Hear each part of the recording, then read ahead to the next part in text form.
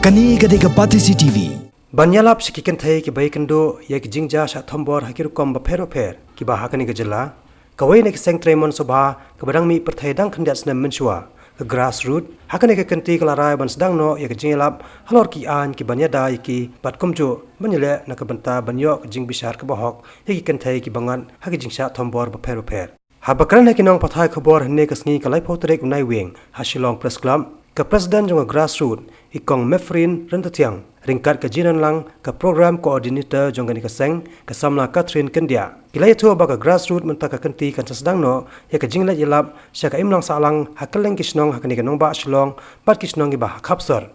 halor ki an gi bedai ba ke jeda ki kenthai naki kam thombor persya yaki bat kumjo ki an banyele persya yaki tu ki bamman ki bron kti haki kamle don bor ki kenthai haki babon ki rukom Kom ka jings dang yagani ka jingla yalap sekipat ba iki an ka sang grassroot rengkat ka jing trailang bat ka katapal ha khandai ba ka spotrek mentau banai no pra banwan kan sa polong iki program ki bedai ba kani ka phang ka bala akarteng ka speak out ka wai ni kini program kan dai ka jing kop ya terko ne ka inter college debate competition har ka phang preng legalization of prostitution ya ka ba an polong hadinam hall jayau shilong ha ka spotrek par an polong ya ka tamasa ban penmi pisa But yakni kata masa ontep kum gala naik. Yakaba ansa pelong ha community center kabaran ha skol ba nehu Shillong. Nadu ka porsan steng janmien hadu khandai bji janmien. Shusho shibenta na kani program man pemi pisa. Kani ka seng kala pemi ru de ki pela di sha. Bala shon ki kentien jong ka phang pedeng jong ni ka jela pajba. Hakaba onde pajba hakado arspa san phautin ka kawai. Kumjo ki jingdeng hakisopti ne ki batch hakado arsan ka iwei